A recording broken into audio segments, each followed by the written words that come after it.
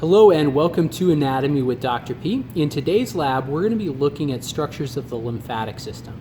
So our first structure we're going to look at, if we move down into the thoracic and abdominal cavity and we zoom in, we can see this very large white structure running along the back of the abdominal wall and thorax.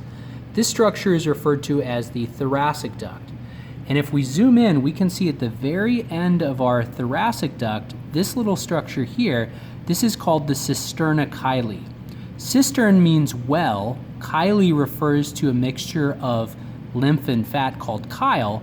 So that's where all of the fats are mixing with the lymphatic fluids and draining into the thoracic duct. Our thoracic duct is going to run up the abdominal and thoracic walls and eventually going to drain into our left subclavian vein. Draining the right side above the diaphragm, we have our right lymphatic duct.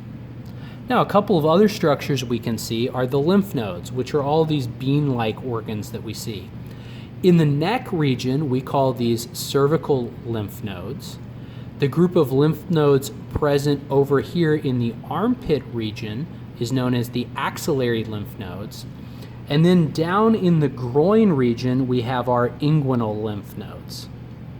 Now, the spleen is an organ we've mentioned before. It's involved in helping filter out pathogens from the blood and disposing of old red blood cells, and we can see our spleen poking out just behind the stomach here in the left upper abdominal quadrant.